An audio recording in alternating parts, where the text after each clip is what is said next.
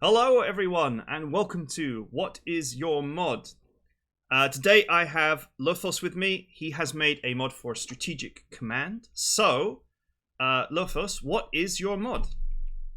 Um, the mod is basically strategic command, taking it to a higher level, kind of like a hybrid between Gary Bisbee's War in Europe type of stuff and World in Flames, the actual board game, is a hybrid mixed together. A lot more strategy involved. Basically 60 turns now per year, 30 allies and 30 axis. There's a lot more to it, but we'll cover that, I guess, as we play. Excellent. What I'm going to do is you've already linked the mod in the chat. So what we're going to do is we're going to get the mod installed. Let's get that installed, and then we can talk about the mod after we've installed it and we've got it running. Oh, we've already got a message. Hey, Edmon and guest. Hope you guys are well. A little bit off topic. Why do you think PS2 Panzer Corps 2 has way less mods available than Panzer Corps 1? Well, we're here to talk about Strategic Command today, so we'll talk about Panzer Corps 2 another time. This is a Strategic Command War in Europe mod. The first episode of What's Your Mod was about Panzer Corps. We will be revisiting Panzer Corps at some point, so we'll definitely look at that. But let's start with the install procedure for this. So this is for Strategic Command War in Europe. Just grabbing the link.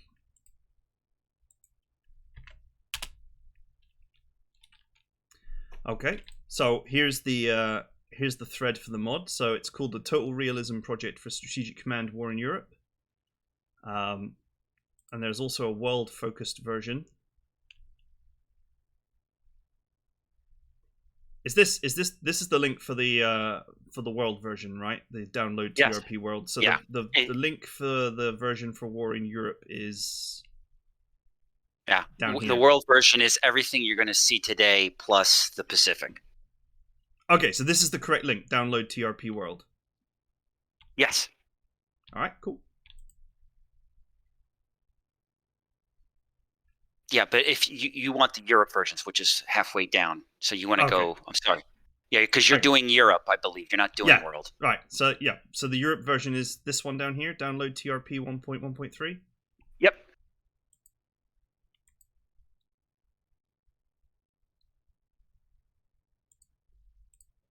Okay, so here it is. So there's a folder and a CGN file. I'll just click download for these. No, you got to click download on the top left. It's Dropbox. It's a zip file. Dropbox, for some reason, shows you the contents of the zip file. So just download it and then put it in your wherever you do your downloads. Okay, so we've downloaded it. Here it is. Here it is. We have downloaded it. Okay, TRP Total Realism Project 1.1.3. So I have a folder and a CGN file. Yeah, there's the instructions step by step on what to do with it right underneath the link that you clicked on. Yeah, perfect. Well, I'm just going to, because I've actually memorized where it goes. This file is dropped into a specific place. And here's the place I prepared earlier. So it's in My Documents. This is on a Windows computer, of course. My Documents, My Games, Strategic Command, World War II, War in Europe, Campaigns. I'll put the instructions for this in the description of the future YouTube video, and obviously it's in the thread that's been linked with the Twitch chat. So I just dropped this folder and this file in this campaigns folder, so far as I know. Yes, that's all you got to do. And that's all you got to do. That's it. Installation super easy, no problems. All right, so let's fire up the game.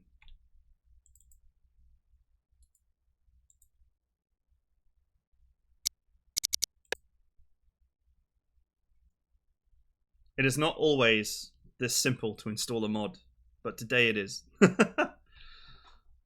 Okay, so what do I do next? Single player? Yes. And the mod should be right on the list. Go to page 2. Yeah, Total Realism Project 1.1.3.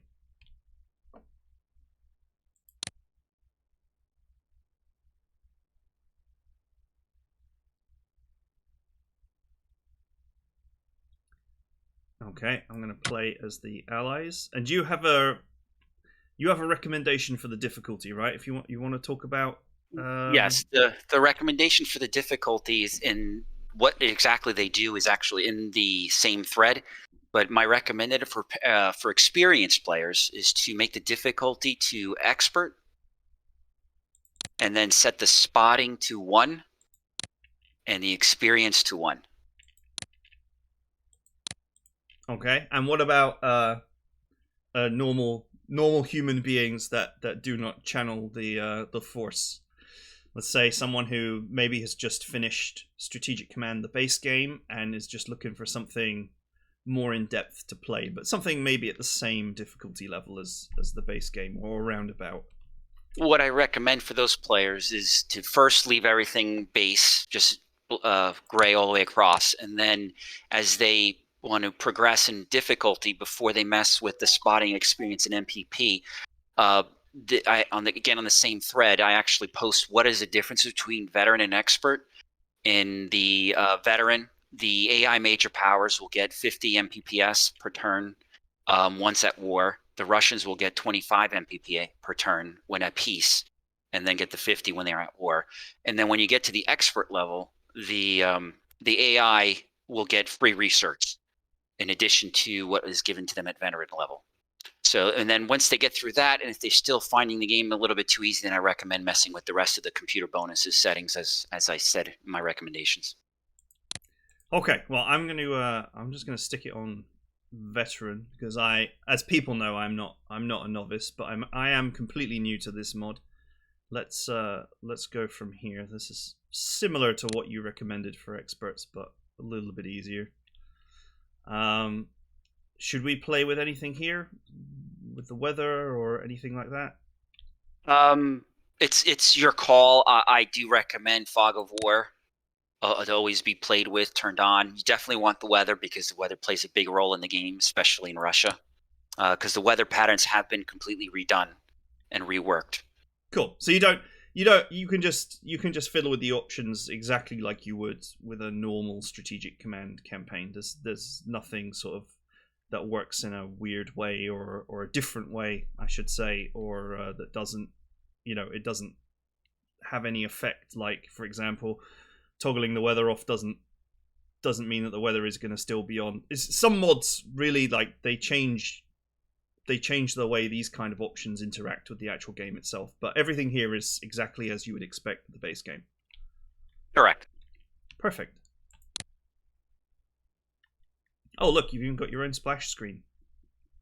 I do recommend counters, by the way. I saw you did the 3D units. I apologize.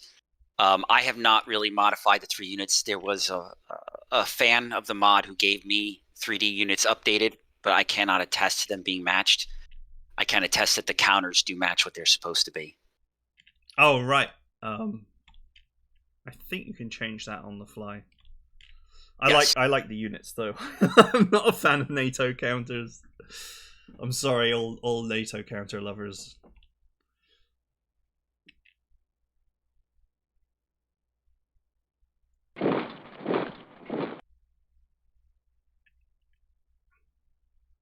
Okay, we got pillboxes here. That's interesting. So I can't do my strategy of running the French away from the front line. Nope. And be careful, those pillboxes do hit hard.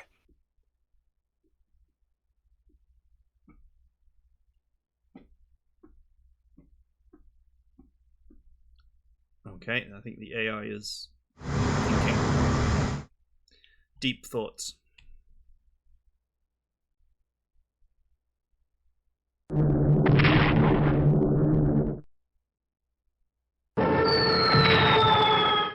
So these trucks, I'm going to presume that they're mechanized. They're motorized units. The army-sized units have been removed completely from the game.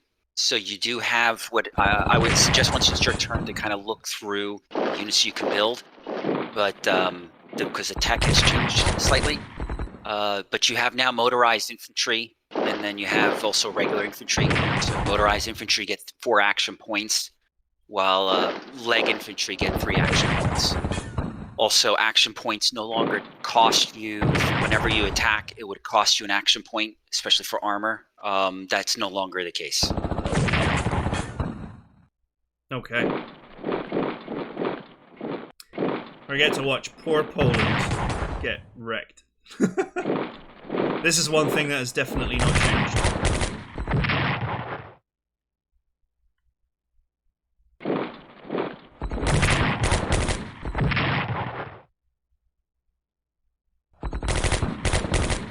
So you're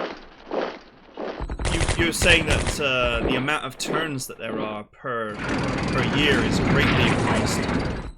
So Yeah. what were your thoughts there? You're just trying to make the game longer, or like what's your thoughts behind making the game the phases of the year much longer than they are in the base game? Well, there was a couple of reasons. I loved playing the base game. Whenever I wanted to play the war really quick, you could finish a whole game in one day. But I wanted to find a way to use the same engine to make things longer. It also, like, playing the Allies, for example, the best game, when you're the Russians and you want to do your counteroffensive in the winter, you get 2 turns and the winter was already over. There wasn't really the fulfillment of saying, hey, I counterattacked the Germans. So what we did now, or what I did now with this game, is now flatlined the amount of production. Production's based on a monthly basis, and what you'll find is the turns during the summer are 10-day turns. During the spring and in the fall are 12, and in the winter they're 15 days per turn. You'll find, especially in multiplayer games, in AI games as well, when you get to basically 1942 and beyond, especially, you'll find that you don't have enough build to help supplement the amount of activity that's going on in the game, which is how it's supposed to be. And then in the winter time, you'll find that's when you kind of rebuilding your forces, rebuilding your armies, because the game is slowed down. People aren't you can't really attack as much as you were used to, other than through like naval and perhaps some air. Land is kind of sluggish. You'll The Russians, for example, will use them as the simplest way. They will have the opportunity to get full fulfillment of a counteroffensive, but at the same time rebuilding that army. And it's not basically instant gratification. You have to work for it through the whole winter as you're pulling in your build. Cool. So did you change any of these early game events here?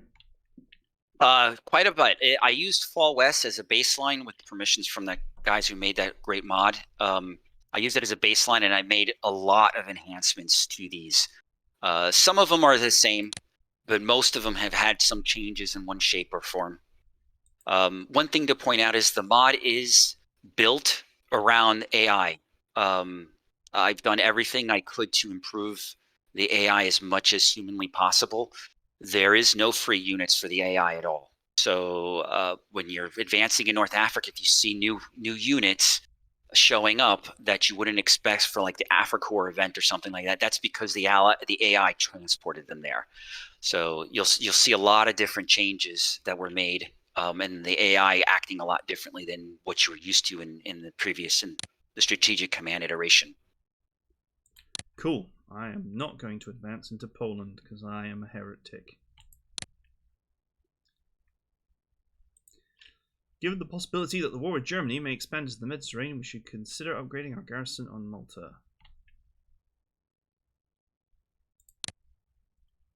Yes.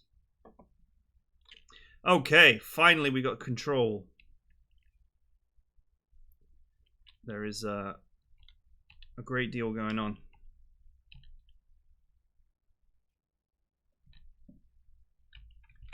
I'm using WASD to move here, and I forgot that it's arrow keys for strategic command.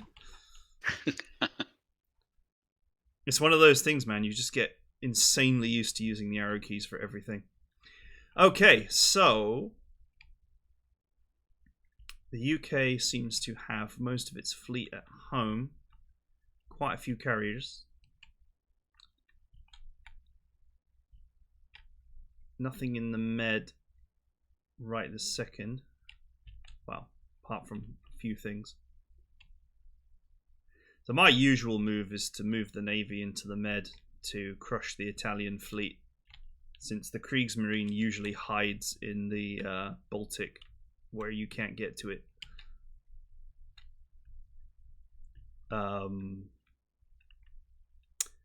Okay, so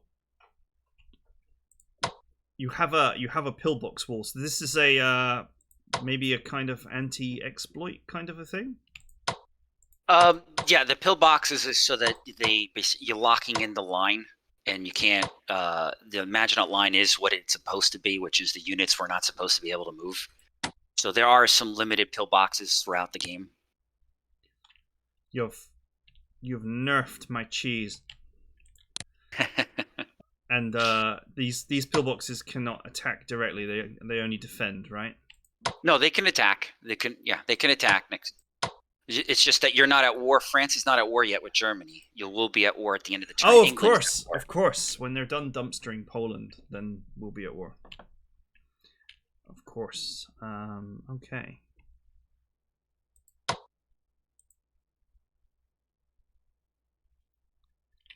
Let's have a think. I have the Mountain Corps. This is like a special kind of unit. I see it's got a little glacier on its icon. Yes, mountain units get big bonuses in defending in mountains. Does that include hills or just mountains? Yes, all anything, hills, mountains, high mountains. I modified all of those modifiers. The other thing that is actually different with one of the more recent patches that I put out is now the defensive abilities stack. So, for example, in the Strategic Command base game, if you had a city within a mountain, you would only get defensive bonuses for the city. Now they stack. You will get defensive bonuses for both the mountain and the city, both combined.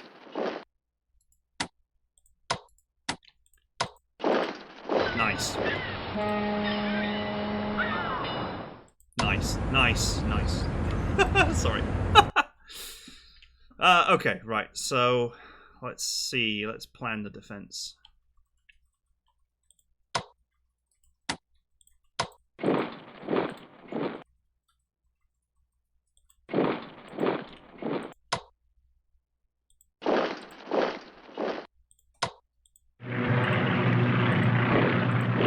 One thing to mention since you like playing the Allies. Sorry? One thing to mention since you like playing the Allies is that the convoys are your lifeblood for the UK. Under you'll get, I think, almost 50% of your build comes from, or war comes from those convoys. So the sub warfare can be detrimental if you don't pay attention to it.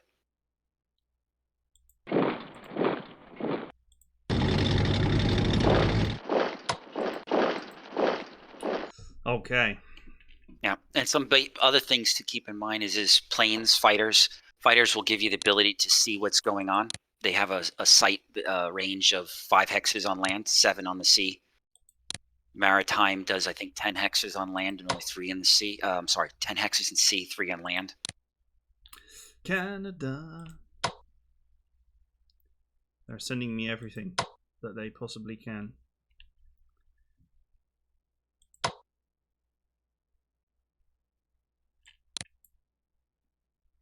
So one classic move is to just go ahead and raid the hell out of the Norwegian convoys early on. Is that still a reasonable move? Have you? Yeah. I mean, the AI won't do much to stop you.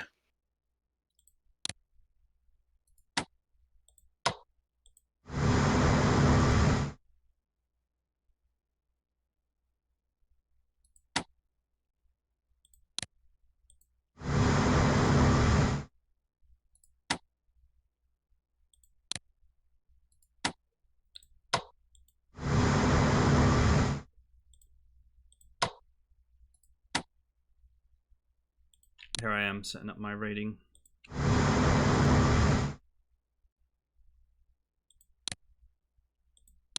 You can set Raider this way as well, but it feels like it takes just as long. I don't feel like there's a truly quick way to do this. So perhaps you can explain one thing to me is I just leave Raider on all the time. Is there any real reason to not have Raider on? I can't think of any, honestly. I think the AI itself, by default, has it turned on always as well. One of the things I discovered, there's no command to tell surface combat ships to tell the AI to raid, but I found that if you make the ship sit on a convoy route, then the AI will automatically raid it. So I'm thinking that's what the AI does. So yeah, there's no reason why not to have raiding always turned on. The only reason I thought of is raiding does cost supply, and you may not want to. If you're sat on a convoy route, you may want to maintain a high supply for some future offensive or something along those lines. That was the only thing I could think of, but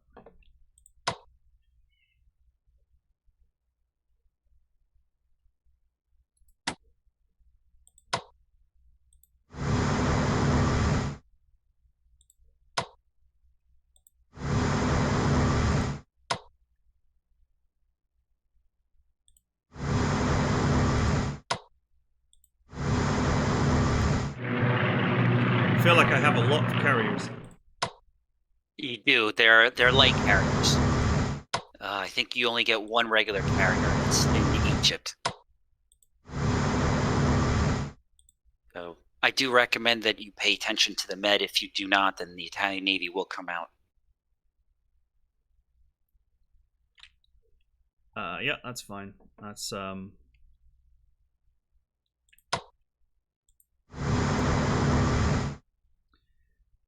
Obviously, it's not an issue now. Yeah, it's just the Italians are at peace, so you're okay for right now.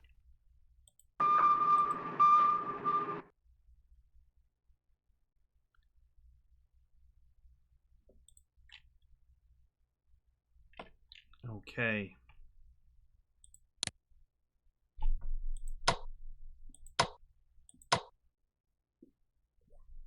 So we have all kinds of new units in here, I see.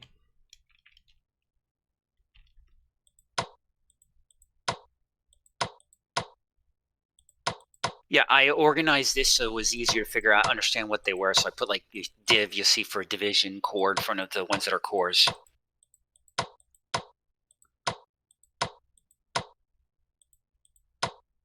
There is now like tank destroyers, very, very nasty against armor. As Balthasar in his videos that he posted when he did a run on this on an earlier version, he discovered that the tank destroyers are really nasty.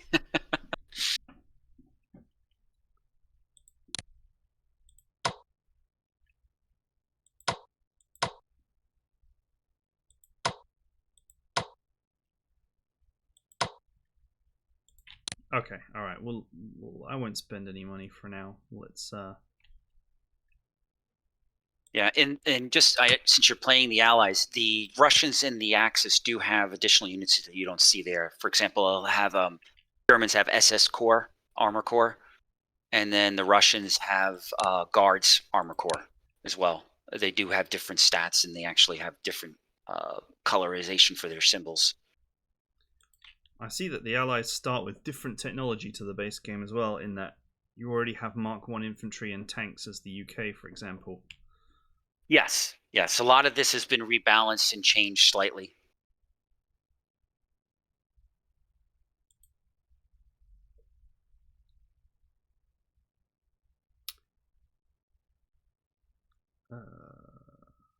And there's no tech cap. The maximum research says 3,000, but that's more than you will ever use. So you research as much as you want. Awesome.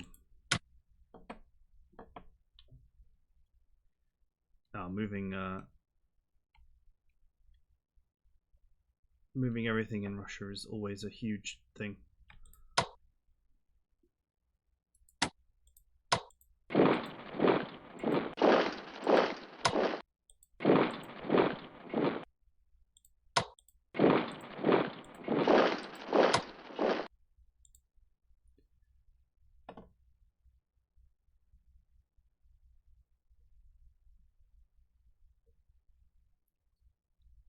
Yeah, the Finnish border. I put those messages in there so the players know that they don't have to put units to defend those areas. When Finland gets involved in the war, you will get units to defend all those hexes. I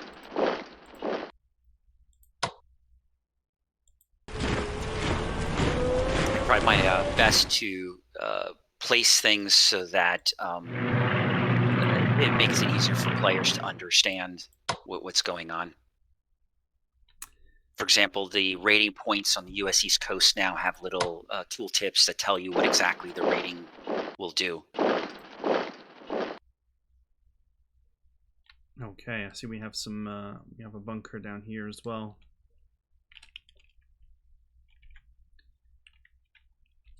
So what about the old Mongolian region? There's a wave of units that you get once the war kicks off. That is. Are you talking about the Siberian units? Yeah, they pulled from Russia's eastern border. You still get those as well. Has that been rebalanced, changed? Some of them have been changed, but yes, you still get those Siberian units. You also find that the Russians have a strategic bomber now as well, because they did actually have a very large strategic bombing force. Okay. Let's grab infantry warfare. I'm going with my base game plays here. The old infantry warfare. Infantry upgrades are the lifeblood of being alive once it all kicks off. As the Allies, you do have the Ethiopia area, so one of the things that when I play the Allies, I tend to do is I'll take South African units and I'll send them over to help take out Ethiopia.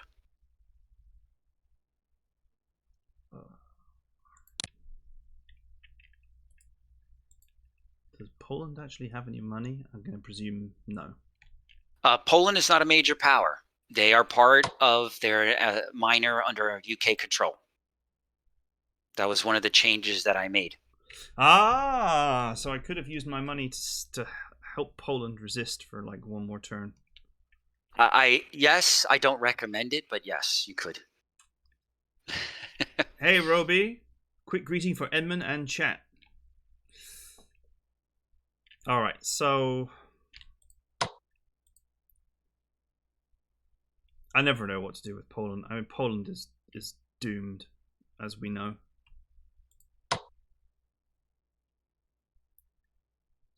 My personal strategy, I just try to hoard all the troops around Warsaw and just try to, kill as many Germans as I can or hit them as much as I can.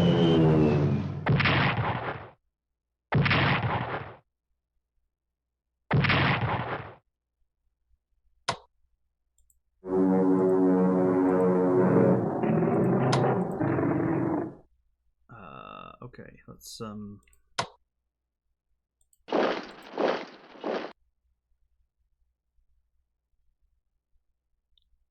yeah, I mean they're doomed. Sorry, Poland.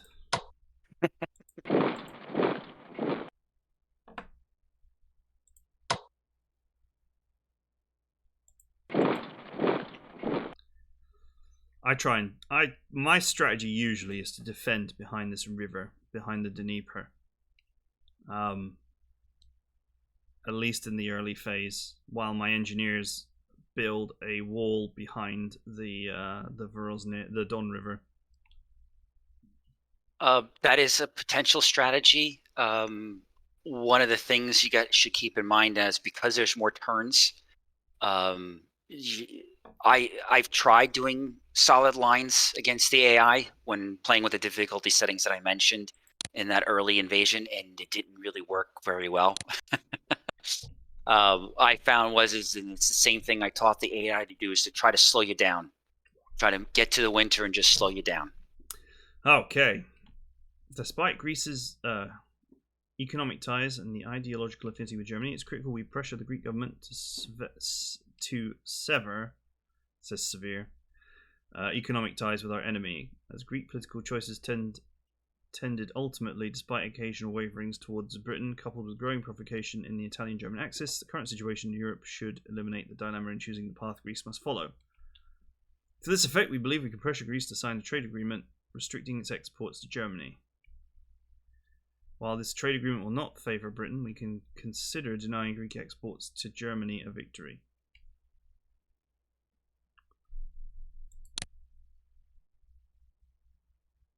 If you select yes, Greece will move towards the Allies.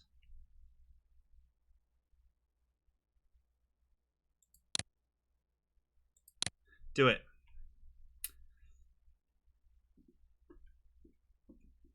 All right. Portugal protests the German invasion of Poland. Oh, I've received a Polish destroyer.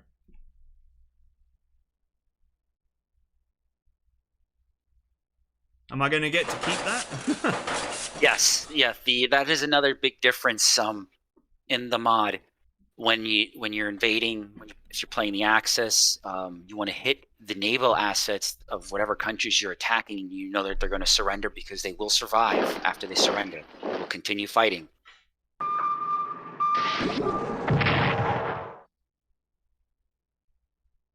That submarine is brave.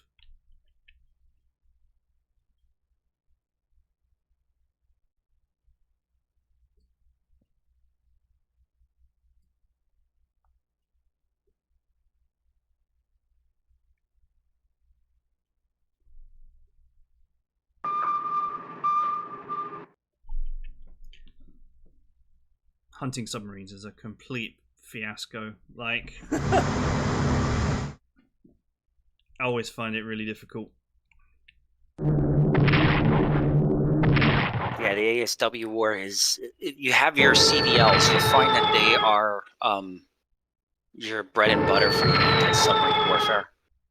I like to send around like 3 destroyers with a CVL, just running them around up and down the chains because they have such high spotting range. It's what the AI does too. The AI is extremely effective in this ASW campaign. Probably too effective. In my expert campaign, I really struggled to sink submarines. I had to send like 20 ships after them.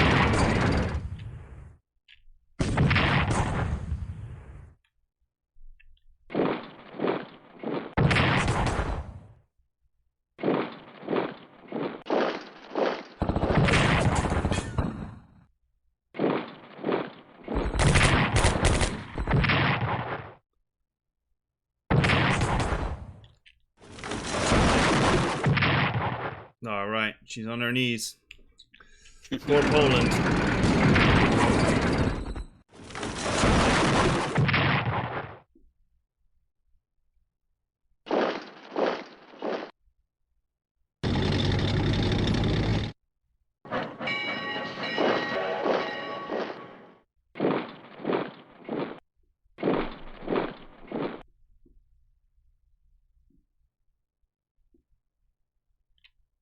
So far, this is sort of unfolding very similarly to what I would expect. Yeah, the early stages will follow the normal flow. As you start progressing through, you'll start seeing that the changes, the differences, especially like in North Africa campaign and in Russia. You'll also see the differences in the right after the invasion of France and France surrenders. Will see the German Air Force pound the UK and hit it pretty hard. So there will be a battle for Britain. I do recommend keeping some fighters out there. I also recommend building every anti-air unit you can. Anti-air is extremely helpful in this game. It can fire up to 2 hexes away, and it also has the same abilities as an anti-tank. The only difference is that they cannot attack units next to them because they are anti-aircraft guns. But if they get attacked, they can defend themselves just like an anti-tank unit can.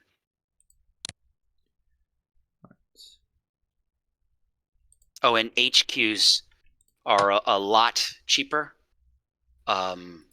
If you're playing the Germans or the Russians, one of the things is a strategy. At some point, you want to build every HQ you can.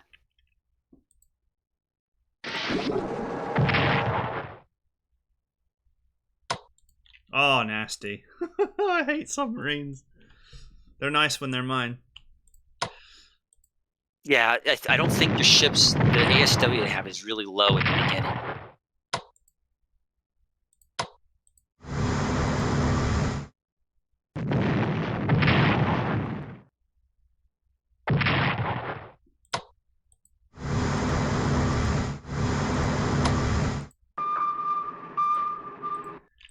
That cruiser entered the bad times. Now there's a sub up here somewhere, but the question is, can I find it?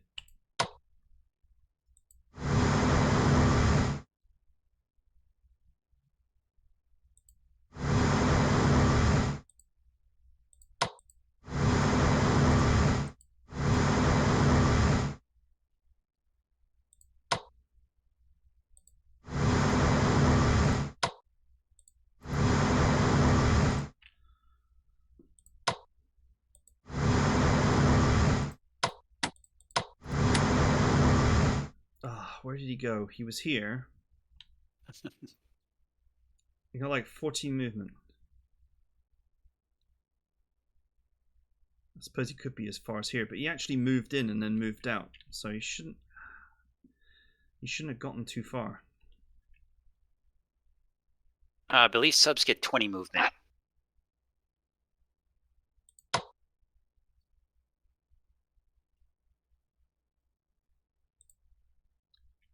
So does the carrier itself have good vision range, or is this limited to its craft? It's limited range is set to 5. So when you move the hex, I noticed that the game engine works as the very first hex you stop in. So if you were to tell the carrier to move like 10 hexes away, whenever it stops, it'll see up to 5 hexes. But the second move and after that, it will not do that. So pick your very first spot wisely, because then after that, it won't do its max range view.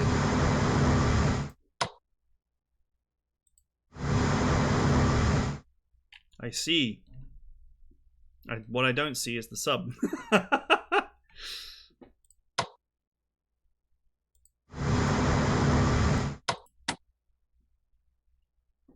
If I had to guess, the AA probably shipped them out to the Atlantic.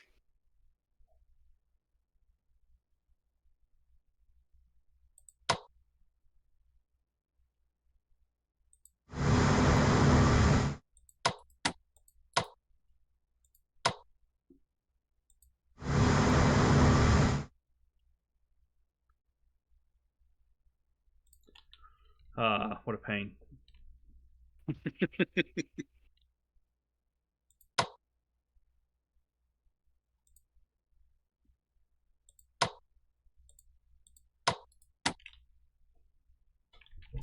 Nope, gone. Disappeared into the ether.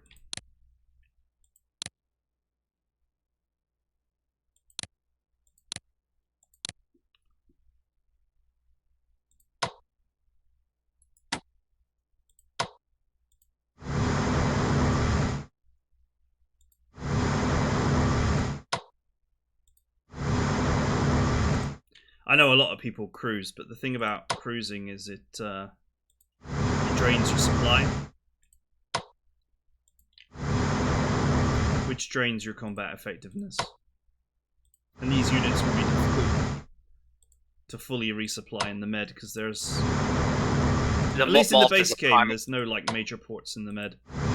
That's actually, if you look around the map, you'll see a bunch of major ports, the big sides, especially around the UK. But Malta is a primary supply source for the UK, so you can repair your ships to their full amount. And also there is another port, forgot what it's called. It's right on the tip where Saudi Arabia is, I think it's Aden.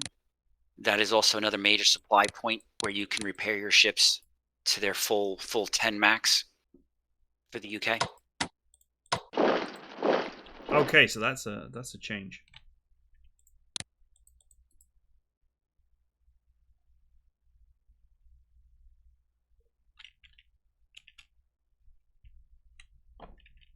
Look at my moves.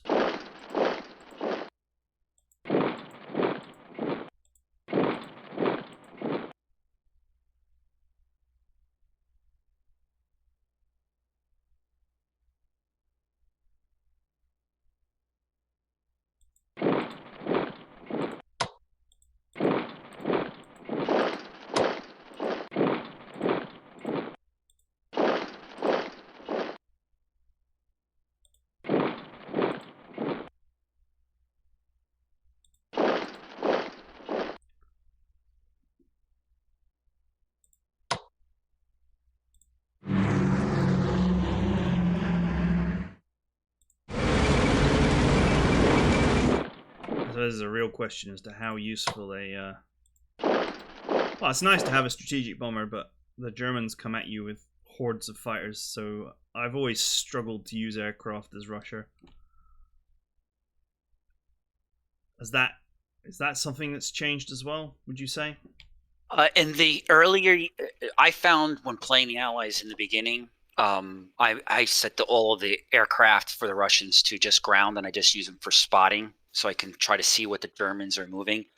I fly them to the front and then fly them out the same turn, because the AI will, if it finds your fighter, it will pound it to make it die, make it disappear. It's usually not until summer of 1942 where I can actually start pulling my fighters out and having engagements with the Germans. And it's not because I can't win the fights; it's because I need the MPP for building infantry. And as the Russians, you don't want to waste your MPP reinforcing aircraft units when you need more ground forces, so you can try to slow the Germans down. Okay. Any questions in the chat about the mods so far? It's I'm going pretty quickly here to try and get a bit of, show a bit of the flow of the beginning of the game without going too hard on it. Yeah, I do recommend if people want to visually see more, like as Baltasar had a great, I think it's like 15 videos that are over an hour each on a multiplayer game he played with an early version of the mod. And they are very informative. You'll actually see the Russian front in a massive cohesive front with their leaders and trying to push each other back. I see you haven't stopped the AI from moving its units through your ships. Yeah, that I can't stop. That's built into the engine.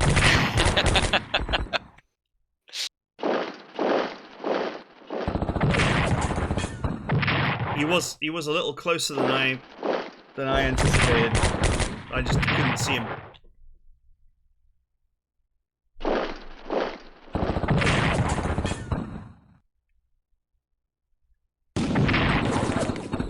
Yeah, that was an actual recent change they did with submarines for spotting and stuff. They had made the developers for Strategic Command had made some adjustments so that subs could not be as easily spotted.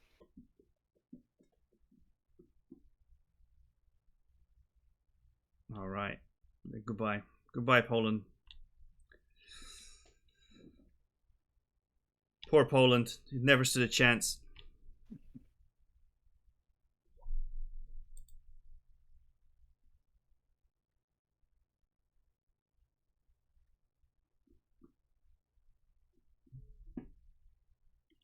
Then again, I suppose France doesn't stand a chance either. Is it possible to save France in your mod, would you say? I have not been able to do it. I've played the Allies multiple times, and I've tried my hardest to try to beat the Germans back, and they eventually outmuscle me. I'm going after that sub. I hate subs.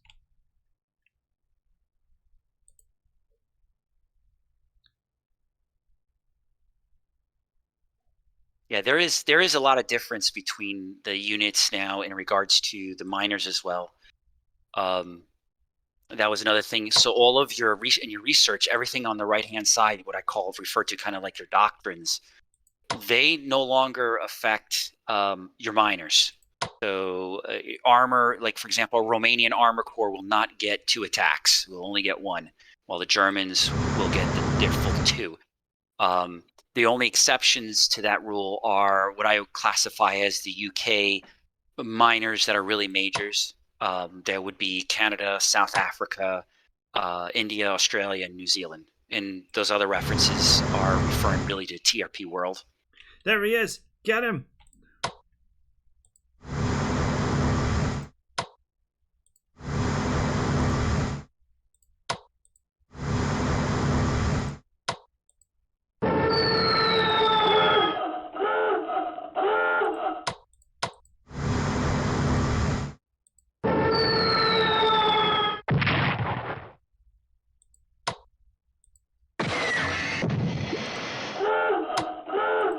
I hate subs.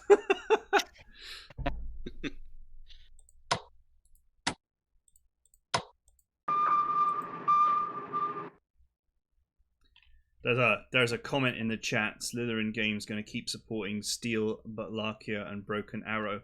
Well, considering the lead developer of that game is French, and the team is a mixture of Ukrainians and Russians who are all working together before the war started. Yes, of course we are. Why would we punish the Ukrainian team for that? Sorry if that's slightly off topic there.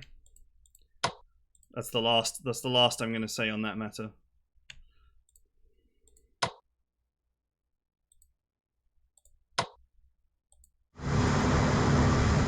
It's a difficult topic to avoid while we're playing a war game, but you know, just wanted to answer that misinformation. Okay. I have no idea where the sub went, but I did give him a wounding, so that's something. We'll have to keep an eye and see if it resurfaces later.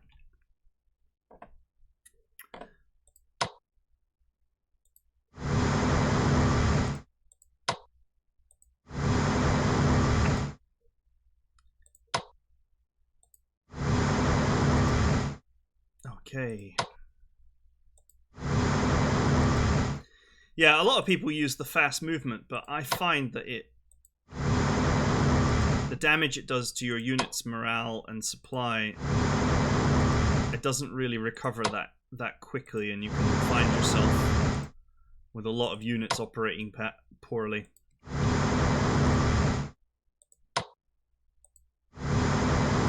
I mean, I don't know if I'm making the right moves here, but in the base game, normally I would say that half the British fleet plus the units in the Med is sufficient to sink the underpowered Italian navy.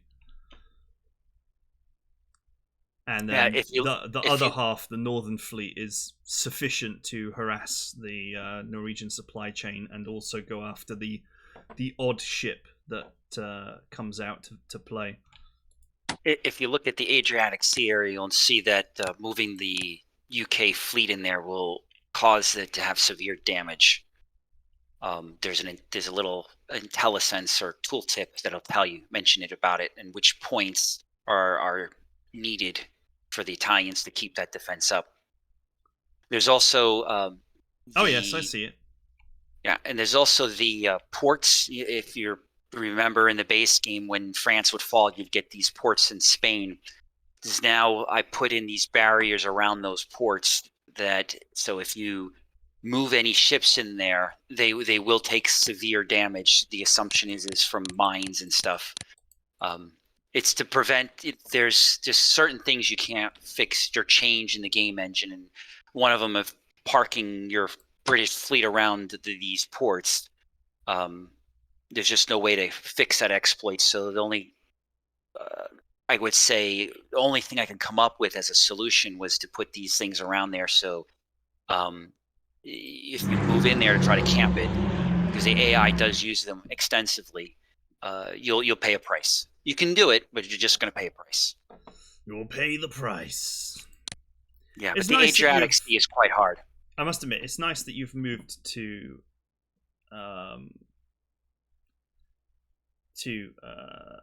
diminish certain, perhaps ahistorical exploits. Yeah, there's another event you're probably not going to see it this evening. That's similar to that, like the if you remember, the U.S. escorted British convoys in the early stages of the war, even though they weren't part of the war.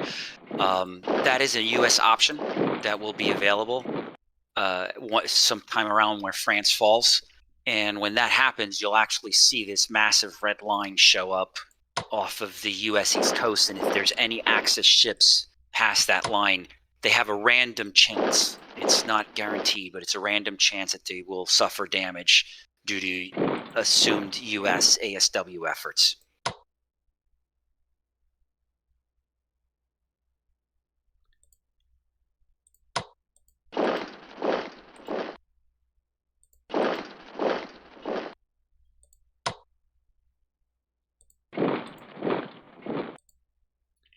Okay.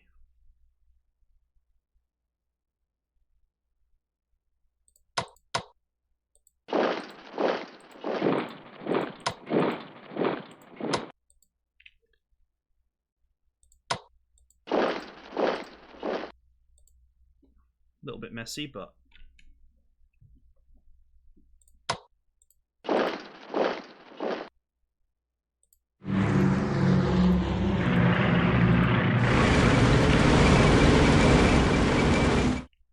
I'm feeling very naked right now. There's not a lot of units here.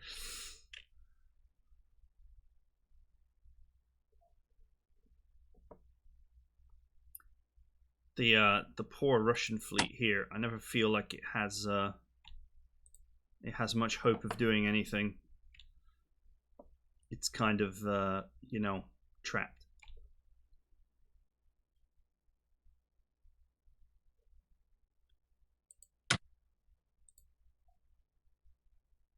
The Romanians do get a fleet, so it's that in the Black Sea. It's good to keep a couple of ships, because you may need it. I'll send France's destroyer out to join the North Sea fleet. So normally you wouldn't invest much effort into the French ships because they are they don't survive the nation. They're stood down. So that's changed or not for France. I usually focus all of my build power. You have two strategies. Strategy one is you play the long-term game and you spend your MPP on researching, because once France surrenders, they can no longer research. But by researching stuff, you're trying to see if you can finish these things before they surrender, so that Free France can then use the tech. That's strategy one. Strategy two is you're just going to go for maximum potential damaging to the German units, and you just pound everything into your land forces.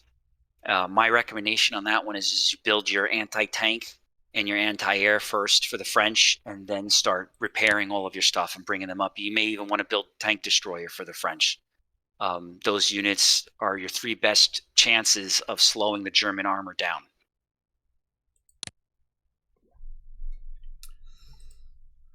The biggest issue with sending the Polish forces to France is that they'll be considered French, and French morale breaks very easily. Let's send them to the UK and see if we can ship them to France.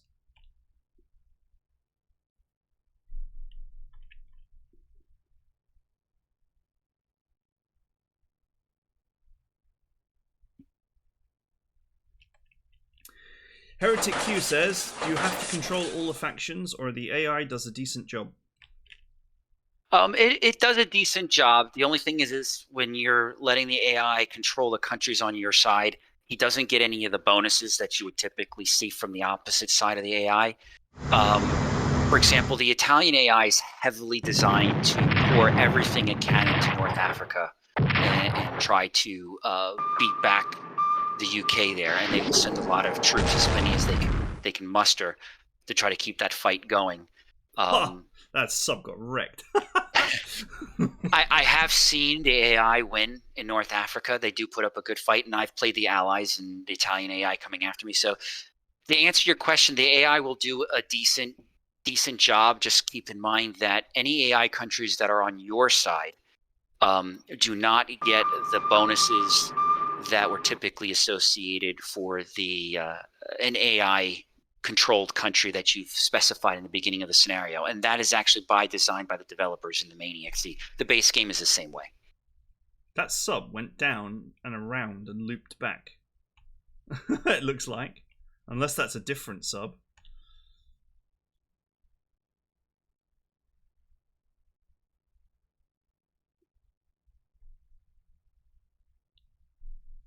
Italy sells its naval assets to Sweden. That just doesn't seem very wise, does it? Those of us that know what's going to happen know that that was not a wise move.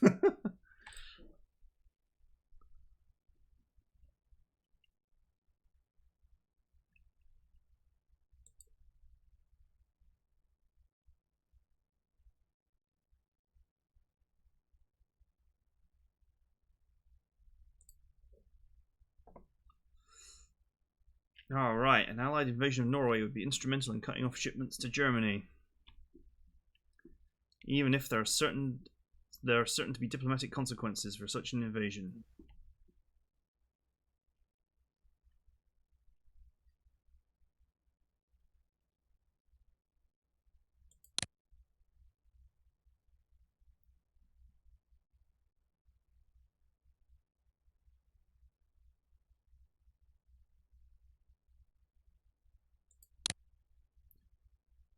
Let's not bother. That's not going to work.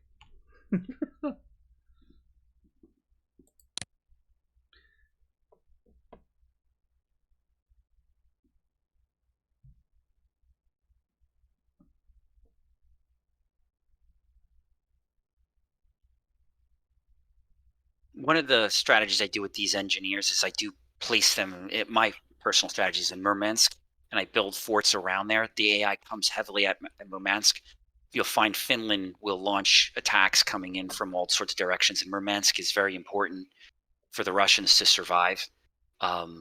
If you don't keep it, you'll still get your convoys through Archangel, but it will be a lot less.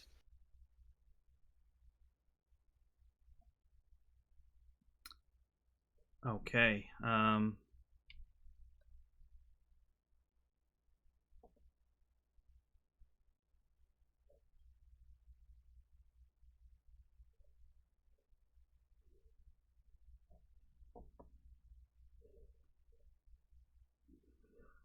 Decisions. It's interesting that you would say that, because Murmansk is not a place that I normally defend. You'll get about over 100 MPP come pumping through there at the height of the war. If you can hold it. If you can hold it, yes. It's an extremely important point. The British are going to be sent. Convoys are extremely important now for the Allies. I'm not sure about the base game. I actually never took it to those depths. The base game doesn't have as many convoys that are in here. But yeah, convoys are extremely lifeblood. There are events that let you get MPP through Persia and through Vladivostok, but they are not in the amounts that you would see through Murmansk. So that shipping line coming all the way up there is extremely important for the Russians, especially in the early phases. I think it would be extremely difficult. Not impossible, but I would say it's extremely difficult to survive the main German onslaught if you lose Murmansk really early in the war.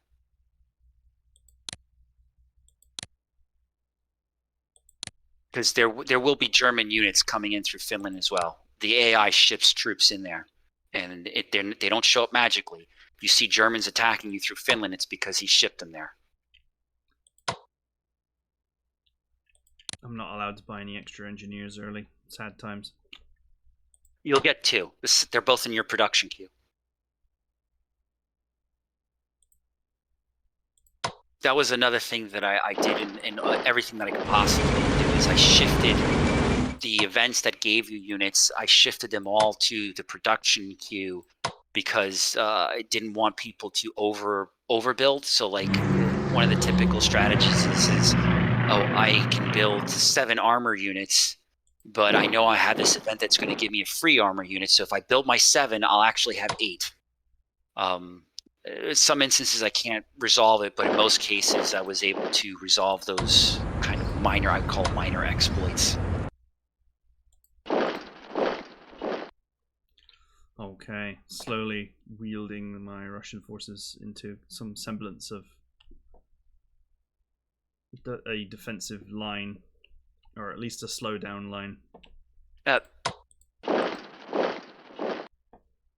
don't know if you know, but you've got an HQ and other units in the southern part of Egypt as the British, and then South Africa also has an HQ as well, and units that are waiting to be transported. Oh, you mean these units down here?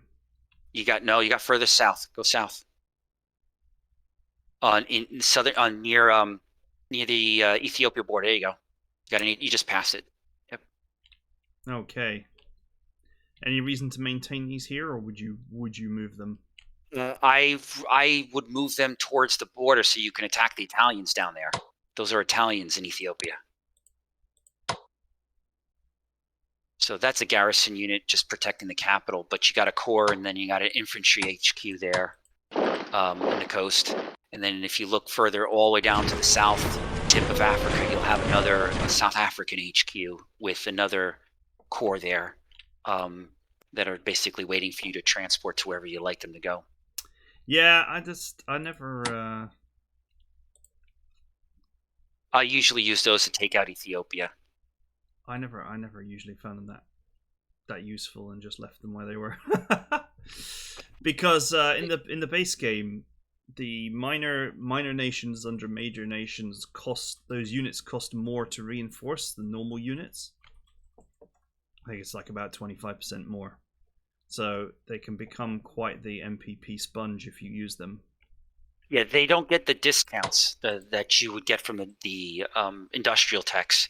But South Africa does get a maritime bomber, and one of the suggestions is if you look at like a Bermuda all the way off the east coast, you can put the South African maritime bomber there to protect your convoys in that area from German subs.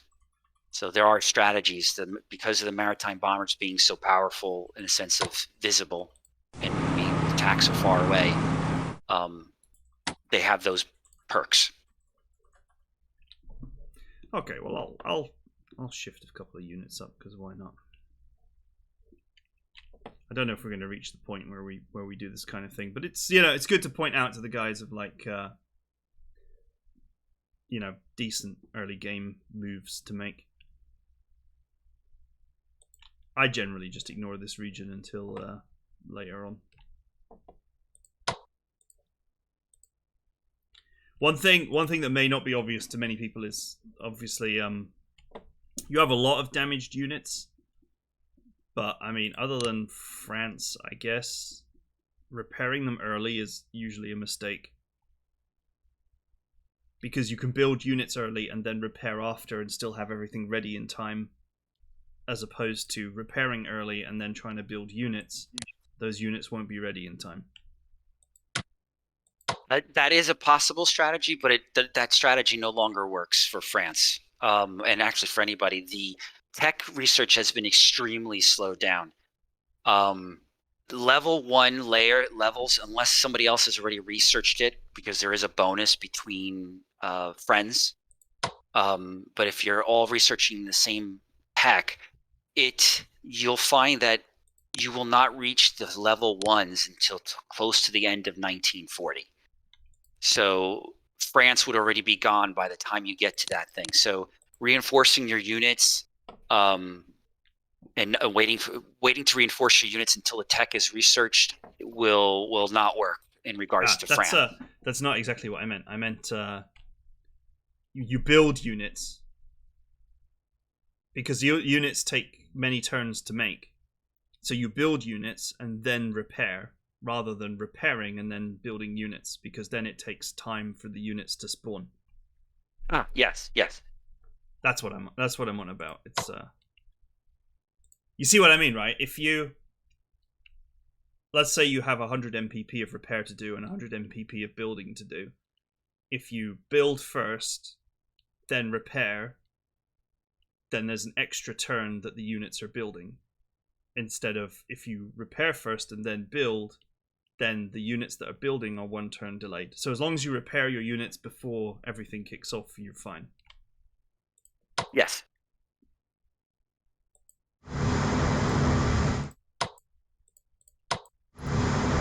I mentioned the other strategy because that's one of the strategies I used to do, which was hold off on repairings until the tech that gives you the discount on repair comes in. Oh, in regards to your UK ships, you're going to find that your upgrade costs for your ships are a lot more expensive. Upgrade costs have been vastly increased.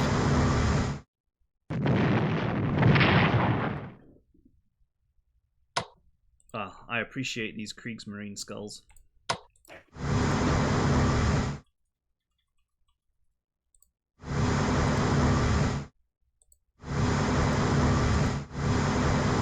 Oh, would you believe it? I just blundered into that sub.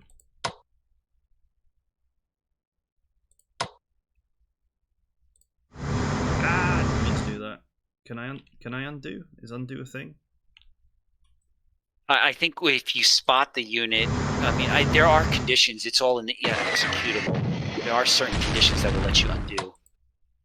It's alright, it doesn't matter. This is a different sub. This is not the one I was laying into earlier. This is a new sub.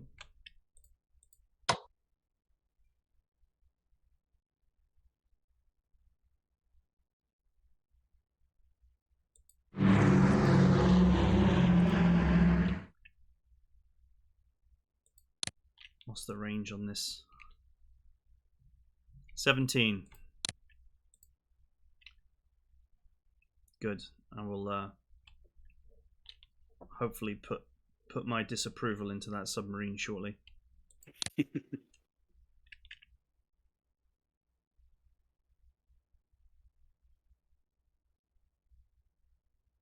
But anti-tank weapons are extremely important now. Most people are used to the base game. They're only used in the anti-tank units. Pretty much everything other than armor itself uses anti-tank weapons.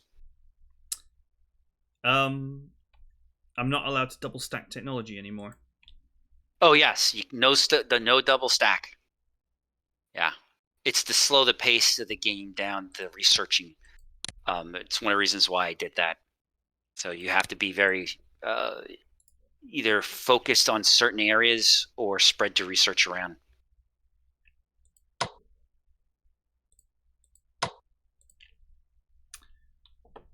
Spread the love.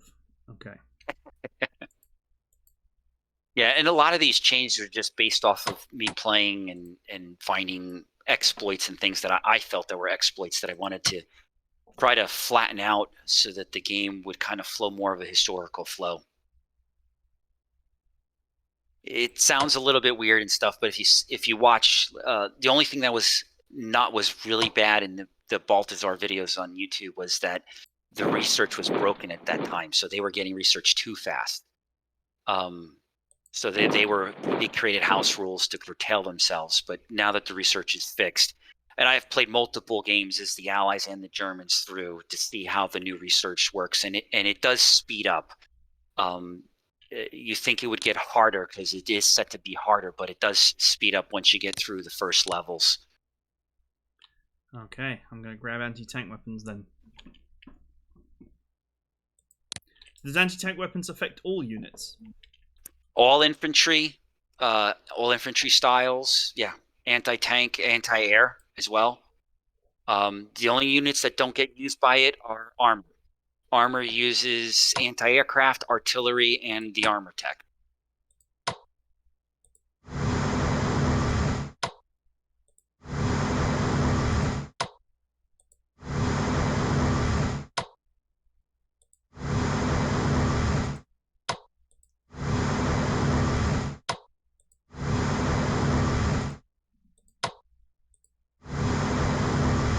And you also find that naval weaponry is the ships are still capped at naval weaponry level 2, but everything else keeps going up to 5. I do recommend, especially if you're playing the UK, to focus on that, because if anti-aircraft and naval weaponry go hand in hand, land units are no longer capped at 2 anti-air. They can keep going. It's to counterbalance the amount of damage that can be done to them through the naval weaponry. So the ships can keep going up to level 5 on anti-air to try to fight back the navals. This mod is called... That's the question in the chat. What's the mod called? Total Realism Project, TRP. Total Realism Project. Yeah. For Strategic Command. And it is Yes. available in both War in Europe flavor and World at War flavor. Yeah. And it's possible some people are familiar with my work from other mods. I'm the same person who did the Hearts of Iron 1, 2, and 3 AI and Total Realism TRP there. So I moved over to Strategic Command. Just really like the game engine and the simplicity and then the complexity that can be built in simultaneous. I never help myself to the Irish ports. It doesn't feel like it's worth it. All that does is make the IRA mad. It does, but I like the national morale bonus. It helps your land forces. National morale is tied directly to your unit's abilities to fight.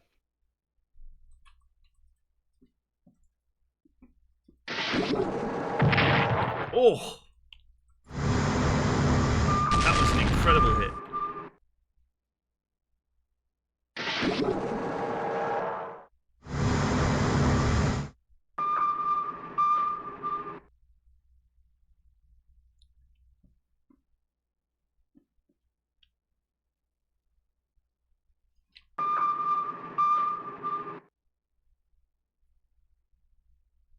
Okay, well, the sub that I damaged earlier is now badly exposed.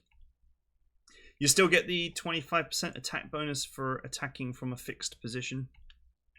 I've removed that bonus from some units. I don't believe the ships have that bonus anymore. Garrison units, I don't believe, have those bonuses. There's a few other units that I removed that bonuses from. But yes, most of the mainland units still get it.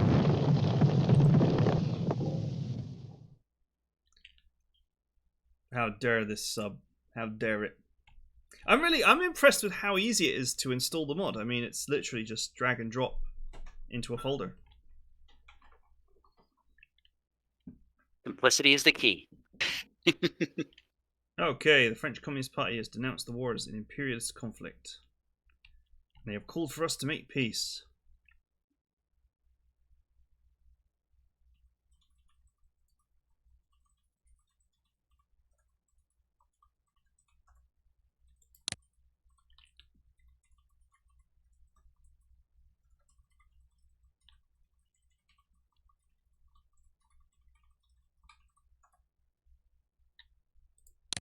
I'm going to say no.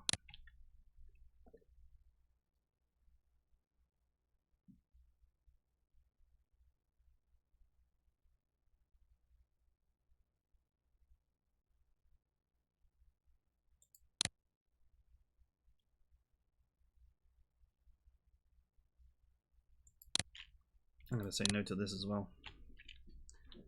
I actually, I have a different approach.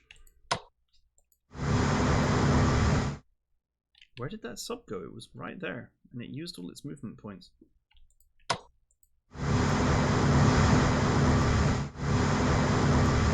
Okay, I just couldn't see it.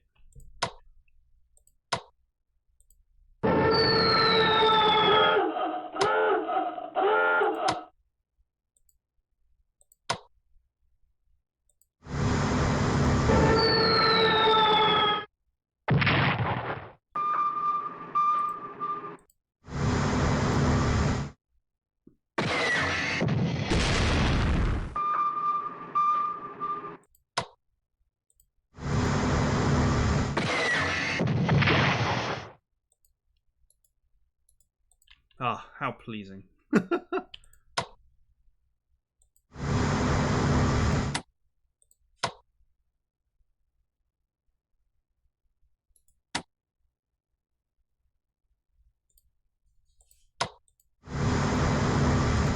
Oh, and people are used to seeing damage evaded. I saw that a few times. That has been changed. The strategic command, I believe, base had the evade damage as just the attacker. So now it's actually both attacker and defender has chances to evade, including the aircraft. So it's no longer limited to just ships. Planes have a chance of evading their damage as well. Yeah, I think we've had some good success with the fleet there, taking out 3 cruisers and a submarine. Now we shall return for some repairs.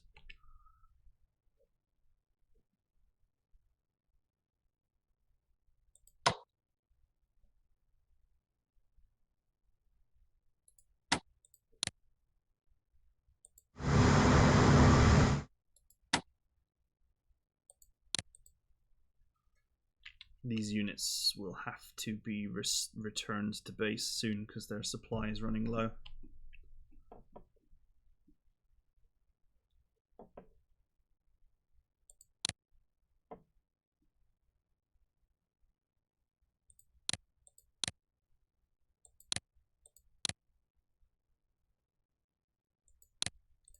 feel like I could probably get all the technology before the war kicks off, or at least start it going. Yeah.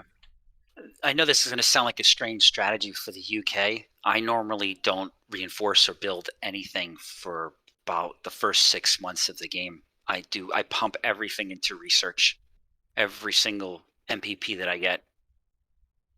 I do the same strategy for the Germans.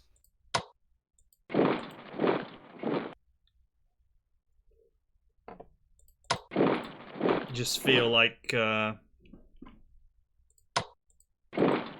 that's a more efficient use of your MPP. Yes, yeah. Especially the industrial techs. The 2 industrial techs are always the highest priority. Because one of the things people will find, I've had people comment this on the forums, and even in our Discord channel, they were like, "Oh, I'm playing the Germans, and it's getting end of 1940, and I pretty much I'm building everything." And my response to them is you're still in your honeymoon phase. You got to wait to the later half of the war. So right now you're like, "Oh, I'm swimming in cash. I can build and buy everything, and you're not suffering any casualties." But once you start getting into 1942 and 1943, the casualties will start mounting up, and then you'll find that the 1,000 MP that you're collecting as the Germans in a historical style game is not sufficient to really maintain everything going on. Okay.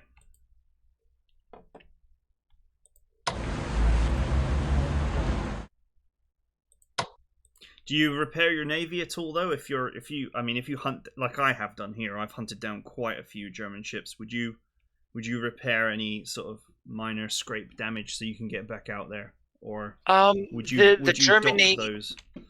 The German Navy is quite limited in the beginning, so you're more, I would say, an aggressive player than I am. I tend to play more defensive. I would not expect to see too many German subs. I think you sunk 2 of them. So yeah, I get told that a lot. I'm a very aggressive player. Yes. So they only get 4 in the beginning. So you're going to spot those 2 subs at some point. It just won't be a while. The AI doesn't do too much in submarine warfare until close to the fall of France, and that's when you start seeing things pick up. So I don't think you have much to worry about. Well, Britannia rules the waves, and I don't like to share my waves with anybody. Just it's not happening. Just the Germans will be like, why can't we have just this one small patch of sea? You'll not let us have anything. And I'm like, yeah, exactly. Give them nothing, but take from them everything.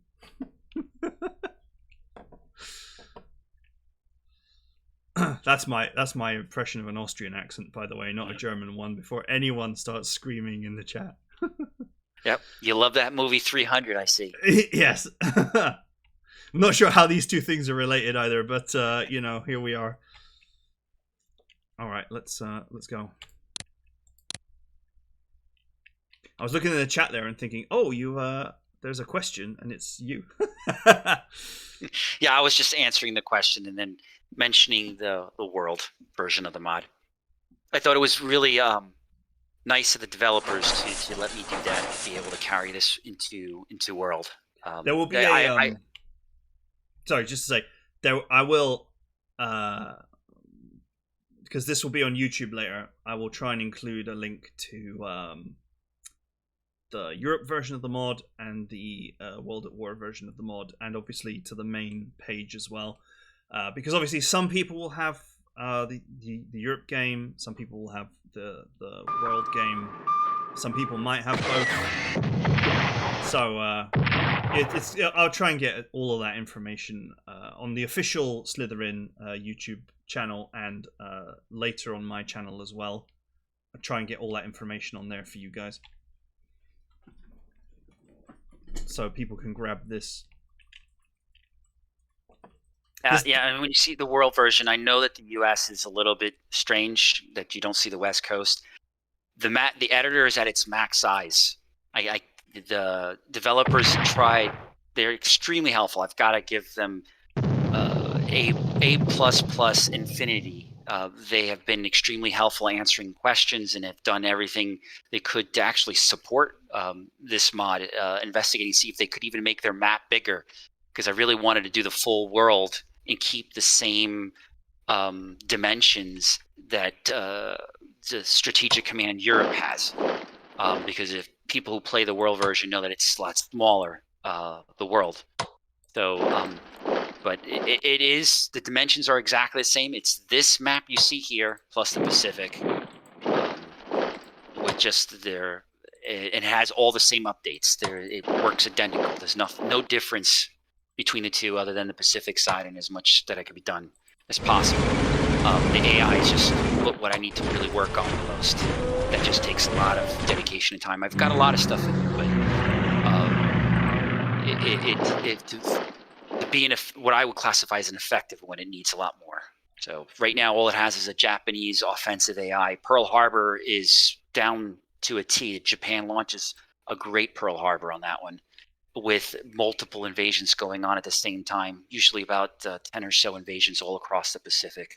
Sorry to cut you off there. We just got a quick question saying, when you downloaded the mod from Dropbox, I noticed a pop-up requesting a sign-in. Do I need to have Dropbox account to access the files? No, you do not. I don't have a Dropbox account myself. You can just click download and grab them. So worry not. Please continue. Yeah. So I'm trying to remember. With the Dropbox stuff, just to add in a little thing, the thread that I am extremely active, and I go in spurts. If you look through the history of the thread, you'll see that I nearly said something there. Please continue. That I've actually put out updates sometimes 1 to 2 a week. I've paused because I think the game is pretty solid right now with the mod, with version 1.13. I am slowly making a list of things that I'm going to work on for the next release, but it is heavily worked on. So I do recommend not just going straight to the Dropbox, because that Dropbox link will eventually break, and that usually means there's a new version out. Cool.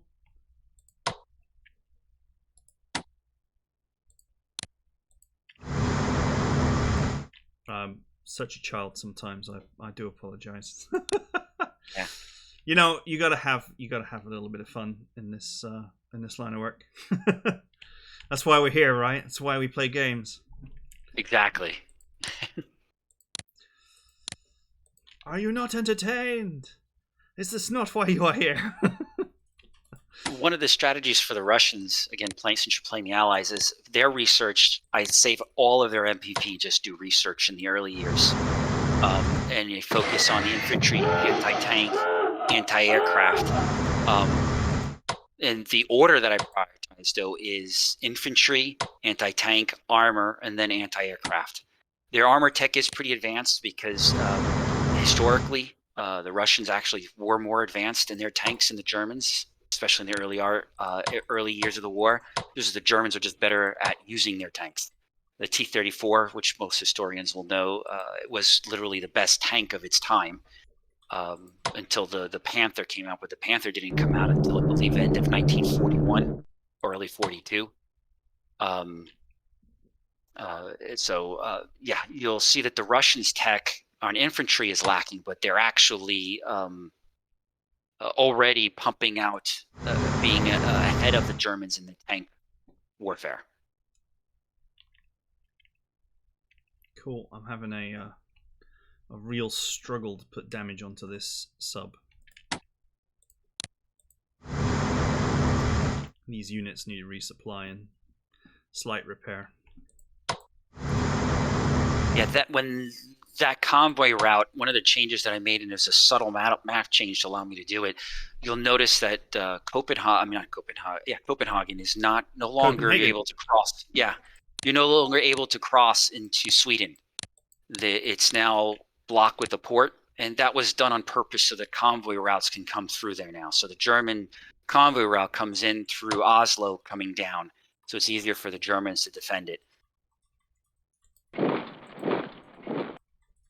And the later half of the game, as the if you're a human UK player, be mindful where your ships are. Make sure you have air cover. I've gotten a little froggy sometimes in North Africa, and I sent my fleet up through Malta, and I would end up having 2 maritime German bombers plus the Italian maritime bomber, and then any packet stuff that the Italians have, and they'll blow away half my fleet in one round. Well, that doesn't sound very good. No. So you got to be very careful where you're positioning in the early stages. Right now, you're kind of in your honeymoon phase. You got free reign at everything. So it's not until, I would say, 1941 when things start to get really heated up. Okay. So I've just formed a little pocket resistance here. And just down here to stop them from going from too quickly taking this region, Crimea.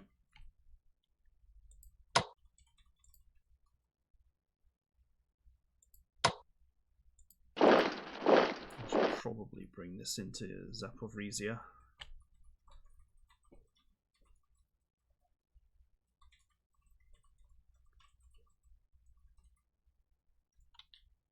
I think positioning wise we're probably good to go.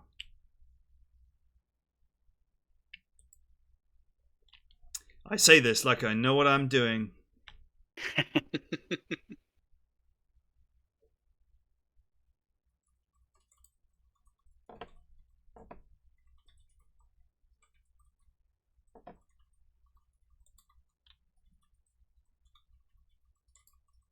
Okay, I'm going to say that I'm happy.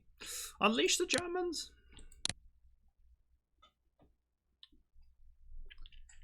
There are tens of thousands of Spanish Republicans living in internment camps in the south of France.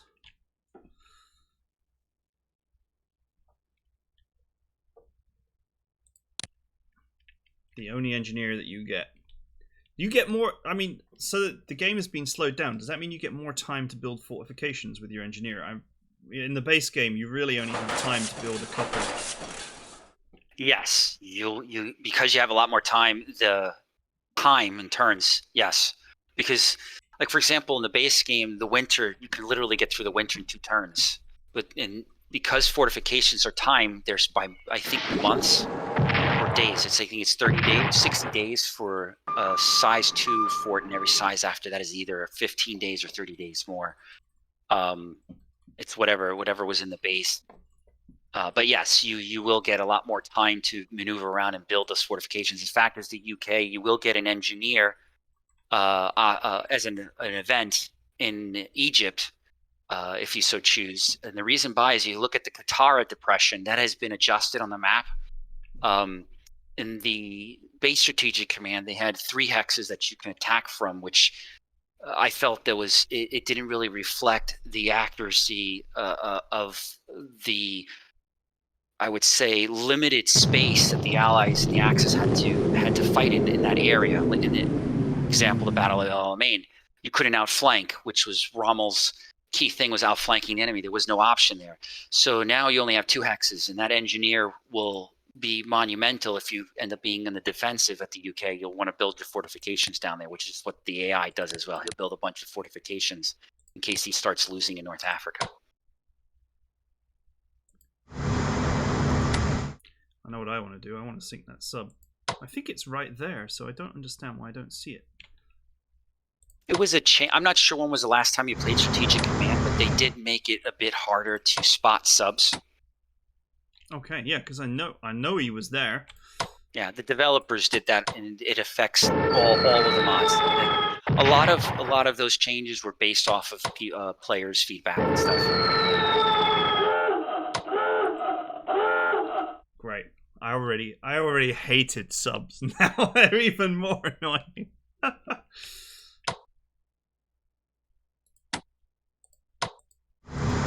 I actually have to make it a little bit harder for people not to destroy them. I felt playing a game as the Germans, I just felt it was too easy for the AI especially to wipe out myself. Because he does do a really good effort with taking out my subs. I'm in the middle of a game now that I've been playing as the Axis. The Italian sub fleet has been decimated, and I've lost quite a few German subs. So it seems like I can't be on the lines too long before I'm getting attacked by multiple destroyers and aircraft carriers. Well, I've been plowing my disapproval into this sub as well, and it is very close to dead. Yeah. One of the things that I noticed, and again, it'll be in I guess my next patch is taking notes, is that the subs' defensive values don't increase with tech. Again, props to the developers that they try their best to help out and answer the questions. They informed me that they felt that the diving was really the countermeasure. But as you can see here, the subs don't dive that often. And even then, it's usually easy to spot them even after the dive. And you're already able to damage your subs quite without much impedance from them. This is a welcome, refreshing change from from expert mode, where it literally would take me 10 turns with 20 ships to take out one sub. Yeah, I don't like playing with level 2 experience. To me, that's like, if you want to play a suicidal game, go ahead. Well, people who hang around on my channel will know that I love masochistic, hard games. That was definitely an experience for sure. Yeah, I tried that difficulty, and when I was running around with the Africa Corps, the Armored Corps particularly, and seeing the British 7th Armor come right up and one-shot it, I was like, yeah, I got to tone that down. So you do research with France? That is one of the strategies you can. But I'm thinking, what turn is it? I can't see the. You're still. It's November the 8th right now. Yeah, I'm not sure it's worth researching now. I don't believe it'll be there by the time France surrenders. You'll usually fall sometime between June and July in 1940. This guy, he's selling me down the river already. France has already fallen in his mind. That's a foregone conclusion. Where is your courage? You cannot speak this way. No, you're right. I mean, I will try though. I've tried so many times. I was trying on purpose to just survive, building the anti-tank and anti-air. And best I could do is just try to do more damage to the Germans. Now, granted, I do play with the recommended settings that I put on the thing, where are slightly higher than what you have. So the AI gets a lot of the only AI cheating that it does is when you do it through the veteran or expert is does get the free research at max difficulty, and then if it's one notch below, it'll just get the MPPs per turn once at war. Except for the Russians, they do get a small little bonus of 25 MPP per turn when at peace, and then the full 50 at war. You bother with naval research at all with Russia? I never do. No, I never. I just don't have enough MPP. I never bother with naval. I mean, to be honest, normally I don't bother with air either. Yeah, I guess air is usually the last thing on my list. I do everything else. And I always make sure that tanks, like I said, infantry, anti-tank, advanced tanks, and anti-air are the primary focuses. Because they're level 5s and you cannot stack research anymore, you have to always keep it going. Because if not, you will be out researched by the Axis. Because the Germans are doing the same thing. They're going to be clicking on all those, and the AI has been taught to do the same thing, clicking on all those always. Okay.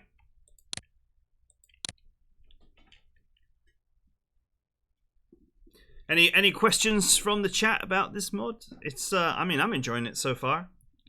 It's certainly a different pace. I'm still using my base game strategies here, just setting up.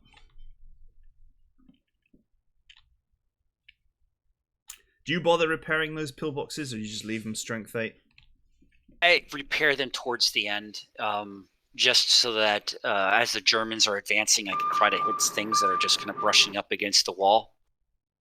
The German AI won't really launch any attacks against the Maginot Line. But you can find where he's got weak units that are just sitting there, and you'll be able to just kind of, I would kind of pop shots from Louis. You remember the movie term? It looks like there's a couple of battleships here, or battle cruisers potentially.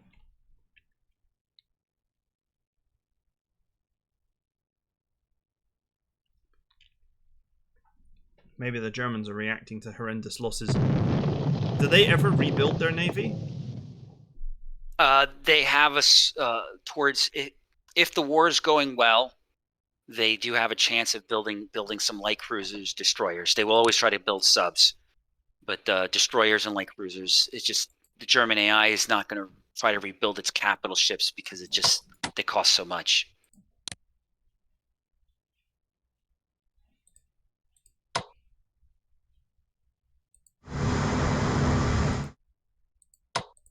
Okay.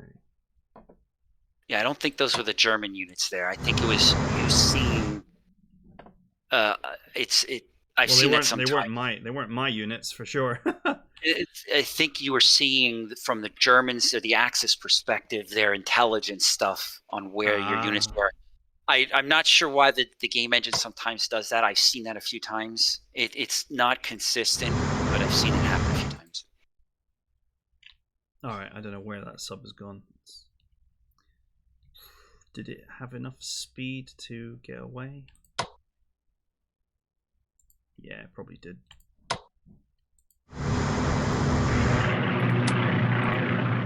I always make the mistake of extra clicks. It doesn't matter right now, but you know.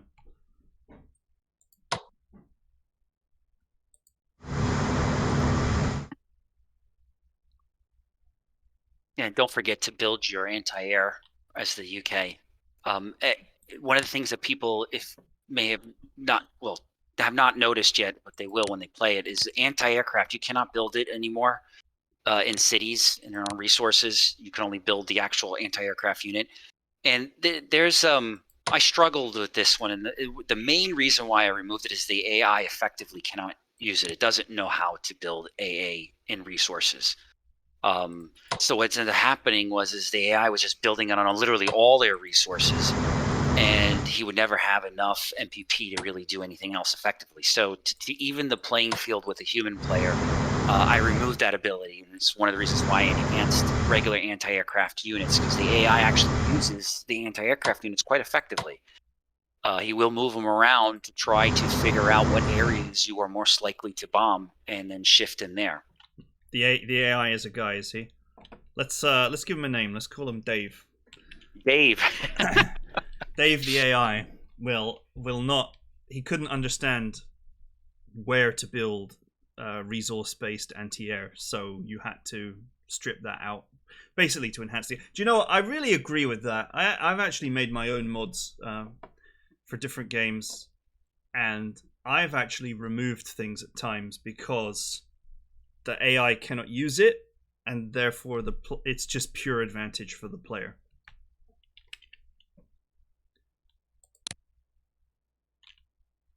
And that's, that can be really problematic at times. I mean, it's fine to have that, but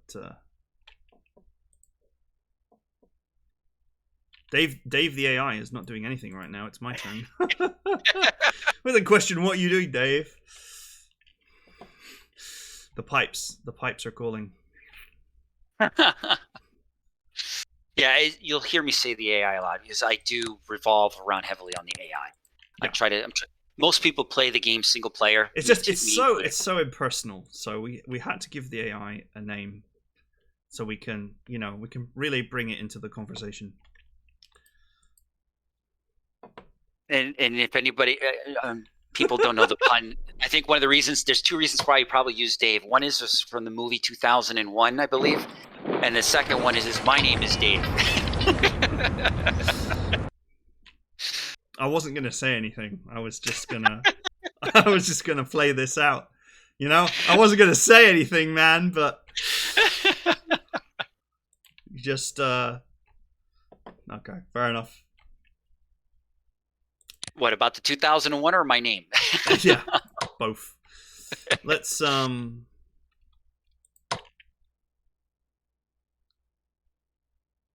It looks like your Z key is stuck. Oh no, don't worry about it. That's my push to talk key. Oh, okay. Okay. I actually built a HQ for France. I don't know if it's going to make it in time. Hopefully. Oh, and HQs can defend themselves. That was one of the things in the base game.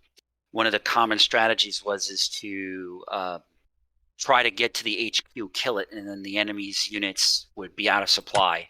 That Basically, wasn't my strategy.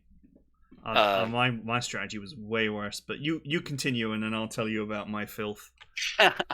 So now they have all the same abilities as an infantry corps. So they can't attack, but they can perfectly defend themselves perfectly well. So you can even move HQs right onto the front line. They're not as expensive as they used to. They have a baseline expense, but the leader that you pick will actually adjust the cost of the HQ, which was a nice little feature that the developers had in there that I found by accident, but they were already using it. It was in the base game. I thought was neat. So, for example, if you try to choose Manstein, that HQ will cost you a little bit more than if you chose List. Okay, so you're ready for my filth. What I would do is I would pin an AI HQ somewhere, and I would beat it within an inch of its life, and then I would allow them to repair it, and then I would put it over and over and over, and smack it like an MPP pinata. Is that out of your frustration at playing a +2 experience and not exactly. ever be able to build planes? Do you know what the funny part is that they're actually quite capable of defending themselves at that difficulty. Frustratingly so, but once you sort of got some artillery near it, like basically the only way to push on expert is with artillery. That's it. You can't push any other way. You need artillery, or the America can do it with strategic bombers, but everyone else it's artillery. So you would bombard the HQ with artillery to stop it from killing you, because +2 is a hell of a drug, and then I'd be able to do like 4 damage per hit to it, so I'd knock it down to 2 health and leave it in the city, and then it would repair itself, and I'd just repeat the process, because I know that the HQ is painfully expensive. So I was draining the German economy to keep Rommel's underpants clean. Well, that strategy won't work anymore because HQs are not that expensive anymore. You can usually build them for about 100 MPP or less. Battle cruiser operational. Sorry, wrong game.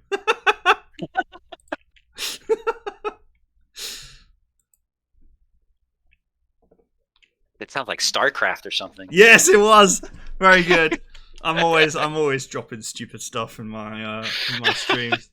I just remember that because I just recently played StarCraft 2. I bought the game probably like 7 years ago and never played it, and for some silly reason I decided I wanted to play it yesterday, like 3 days ago, I think, for the first time. I played StarCraft 1 an amazing amount of time, but not 2. Yeah, I loved the first game. Classic. Ancient by today's standards, but I still watch people play it because it's amazing. Watching the Koreans destroy their hands. I used to play it a lot. I stopped playing it, especially against other players, when you're in there, and I had a guy send me messages saying, "Hey, the other guy's about to attack you. I can see you need to do better on your building." He actually had some sort of hack where you could see everything. So I was kind of like, I don't want to play MP if they're gonna see everything that I'm doing. I can't handle the toxicity of the multiplayer community these days. This is me now. Me and my strategic command. Just me and the AI. Dave will never cast aspersions about my mum. Dave just coldly tries to kill my units. He doesn't try to kill my spirit. Dave takes nothing personal and does nothing to make it personal. Yeah, exactly. So We could have been friends in a different timeline, but okay. I've nearly finished the British research tree. You ever bother with subs for the British? I feel like they have such an immense navy that you really no real reason to play with subs for the UK, even though subs are really good. You get 2 subs to the UK and 1 if it survives the attack in the Netherlands. And I always send them to the Mediterranean to harass the Italian convoys to North Africa and to try to do little shots here and there at the ships. But again, when you start getting to the later half of the war, basically the maritime bombers from the Germans and the Italians usually end up blowing my subs away. So you have to kind of stay close to Malta with your fleet and your ships so that the AA gun will protect you from the bombers from the Allies, from the Axis. What about the close air support from the carriers? They will work, but remember the light carriers only will do 1 mission. That is the big difference between the regular carriers and light carriers. The light carriers only get 1 mission, while the heavy carriers get 2. So one of the benefits with the new AA is Malta can now extend the 2 hexes out. So everything within 2 hexes of Malta will be protected by the AA guns. And just so you know, I already know, so you cannot overstrength units in this mod. So you cannot make units from 10 to 11 because they've reached elite status. You're capped at 10. Yes. But how do I prevent the brutal EXP loss that comes with losing even a single point of health? It's what happens. You just don't. Yep. So the only unit in the entire game that has more than 10 is that anti-aircraft gun in Malta. It's the only one. It's the only one so it's really ultra special. Yes. Make sure you don't lose Malta, or try to. It can be taken from the Axis. I've done it. You have to really focus on it. Oh, there's another strength gun in Gibraltar. That's actually a coastal fort, not an AA gun. Well, I know that. That's what I said. Yeah. Yep. Sorry, I forgot about that one. But yes, he's the other. Outside You're lying to me live on stream. My nose just grew 7 inches.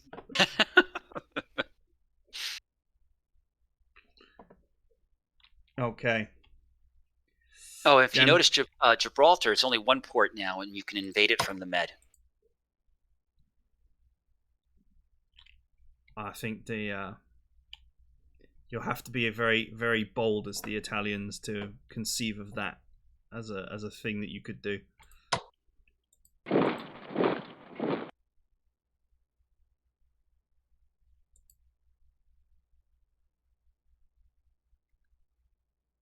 It is a good strategy, because if you can get Gibraltar, Spain will join the war on the Axis side.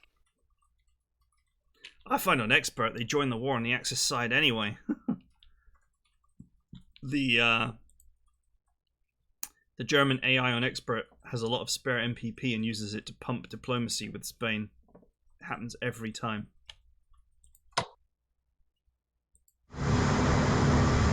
So AA has got a 2-tile umbrella of protection now. Correct. And the diplomacy has been rewritten, so the AI will go for certain countries, and it's different every single game. So the Germans will spend 1 game, it'll go after Spain, another game it'll go after Turkey, another one will go after Sweden. And then the British will try to counter it. Now, there is caps. If you look into diplomacy, I do have now max caps of 2. You can't put more than 2 points in a country anymore. So diplomacy has been reworked heavily. And there's also been a lot of removing of countries in the diplomacy screen. So, for example, you can't, as the Axis, manipulate U.S. mobilization. All the major powers have been removed with the exception of Vichy on the diplomacy. And a lot of the miners are not available there either because they have parent countries. So, for example, you have Belgian Congo. Well, Belgian Congo, even though it's a separate entity from Belgium, it's part of Belgium, so you cannot manipulate with diplomacy Belgian Congo. And if you declared war on either Belgian Congo or Belgium, they will both join the war. It's funny because when I was playing on expert mode, Spain joined the war, and I didn't do the Winter War or take the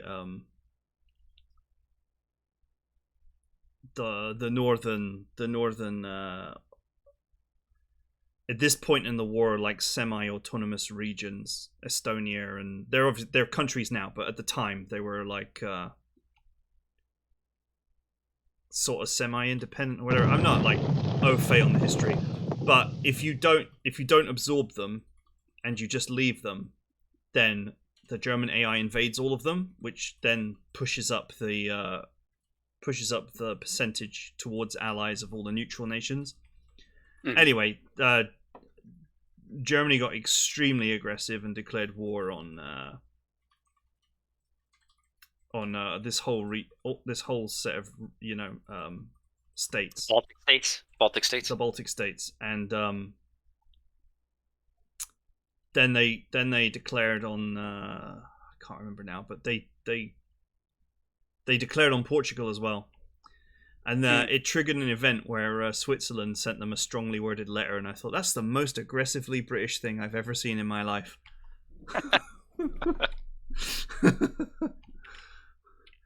Send them a strongly worded letter.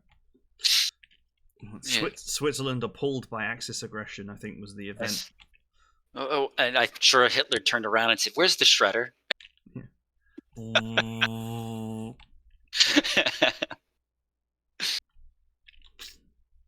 That was the sound of the letter getting shredded. Sorry. Uh-huh. Not the sound of an A10. If you had an A10 in this game, that would be pretty sweet.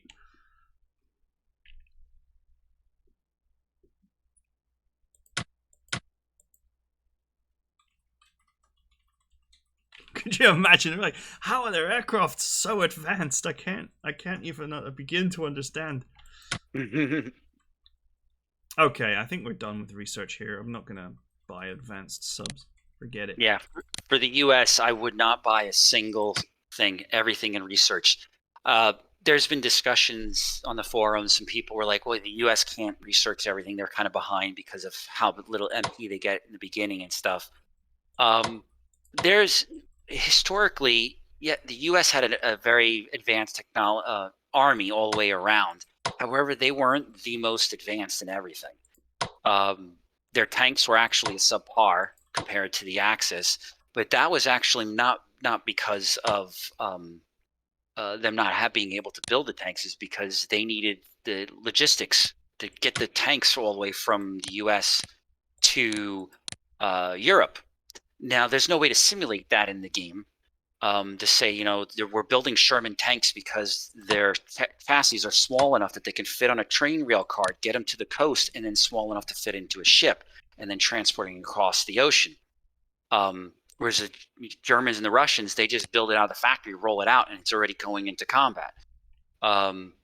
So there was a lot more logistical. So to simulate that in some ways was to have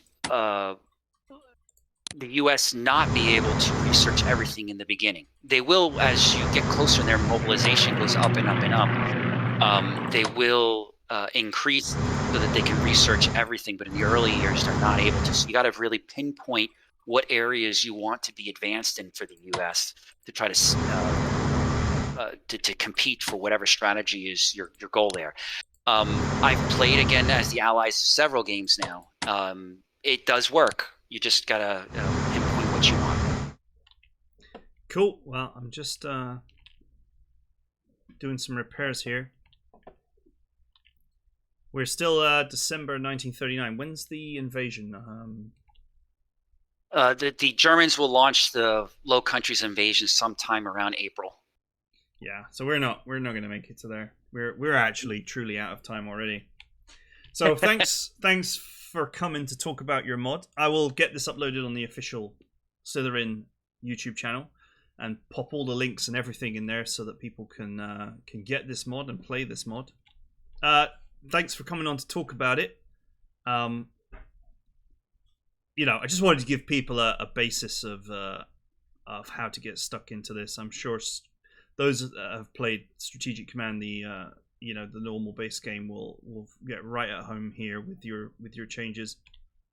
And it's very interesting. I do like many of the alterations you've made to, at the very least, to reduce the cheese. Because I was already thinking about a number of fine cheeses from my collection, and you seem to have mostly blocked all of them. So that's good work on that. Anything final you want to add? No, I think we covered pretty much everything. Like I said, I'm very active. I check the forums. There's the Discord channel.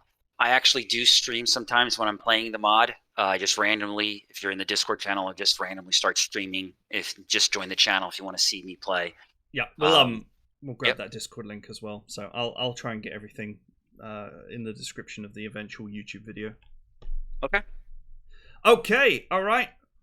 Thanks everybody. That is another episode of What Is Your Mod. There'll be another one 2 weeks from now. I believe we will be looking at Master of Magic, but that's not 100% confirmed yet. So, and do check out the first episode of What Is Your Mod. The sound was a little bit quiet on that one, so be sure to turn it up past the intro. But we're just settling into our stride with this series. Hopefully, shine a light on all these great mods, and we will see you guys next time.